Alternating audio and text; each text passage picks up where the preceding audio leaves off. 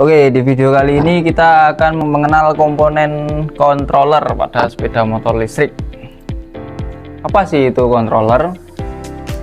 Controller pada sepeda motor listrik berfungsi untuk mengatur dan mengendalikan motor listrik sesuai dengan sinyal yang diterima dari pengendara dan berfungsi sebagai sensor yang terhubung ke sistem. Controller merupakan komponen utama yang menghubungkan antara input dari pengendara seperti throttle dan output ke motor serta sistem lainnya seperti baterai dan sistem pengaman.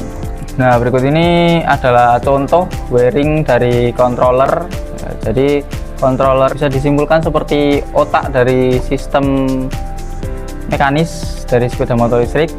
Jadi dia menyalurkan sinyal-sinyal dari satu komponen ke komponen yang lainnya agar motor listrik dapat bekerja.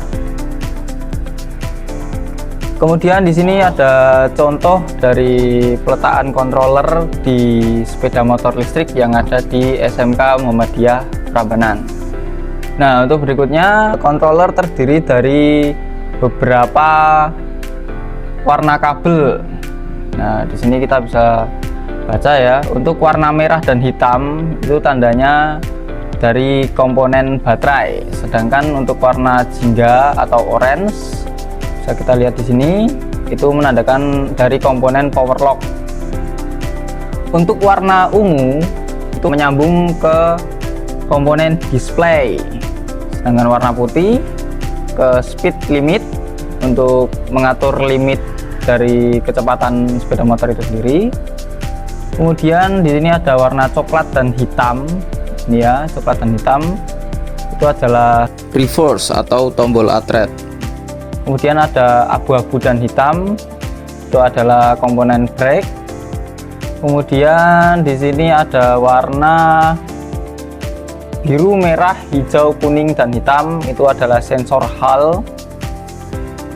Kemudian ada warna merah, hijau dan hitam, itu adalah throttle body. Kemudian komponen berikutnya ada kabel warna biru, kuning, dan hijau. Itu adalah motor atau dinamo BLDC.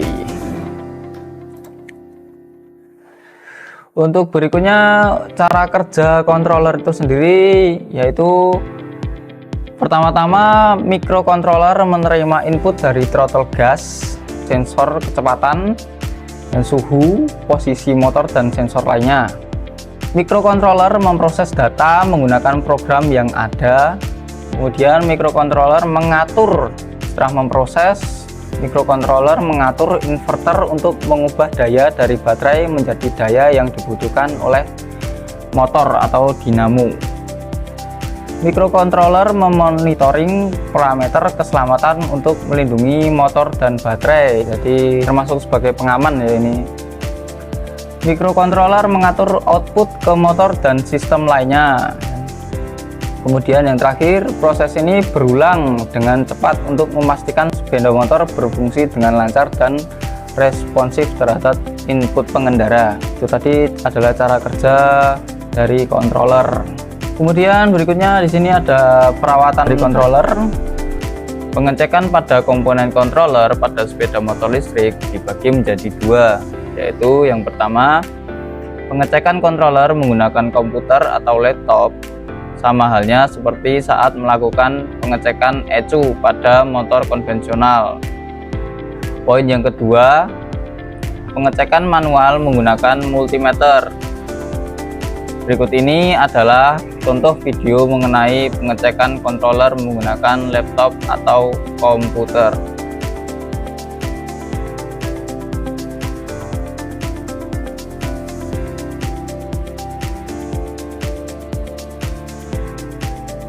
Nah, itu tadi adalah contoh perawatan controller menggunakan komputer atau laptop. Berikutnya di sini kita akan melakukan pengecekan menggunakan multimeter. Hal yang perlu disiapkan yaitu multimeter beserta controller itu sendiri. Langkah pertama yang harus kita lakukan yaitu mengatur skalar pada fungsi pengukuran ohm untuk mengukur arus atau tegangan. Kemudian yang kedua, atur skalar ukur menjadi gambar seperti gambar di samping, yaitu kali 1. Skalar yang dimaksud kali 1 yaitu yang di sini, seperti yang kita lihat, diatur ke kali 1 pada multimeter. Kemudian langkah kedua yang harus kita lakukan yaitu tempelkan prop atau kabel multimeter yang plus atau yang merah, prop merah, ke terminal negatif pada kabel controller. Jadi di kabel controller kan terdapat sebenarnya bebas, yang penting ground, menuju ground saja.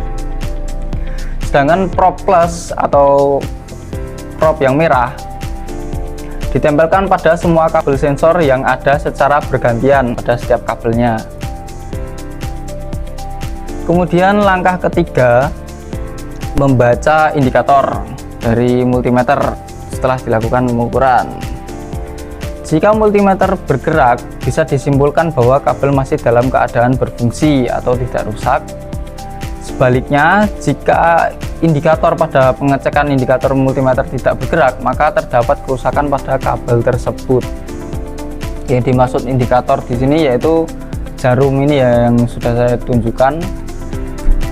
Jarum ini ketika dilakukan pengukuran pada setiap kabel akan bergerak dari kiri ke kanan. Jika hal ini tidak terjadi, maka bisa disimpulkan bahwa kabel itu tidak memiliki tahanan. Maka jika tidak memiliki tahanan, kabel itu harus segera diganti atau segera dilakukan perbaikan. Nah, itu tadi video berisikan tentang pengenalan komponen controller dari sepeda motor listrik. Untuk video selanjutnya, silakan tonton video saya yang lainnya.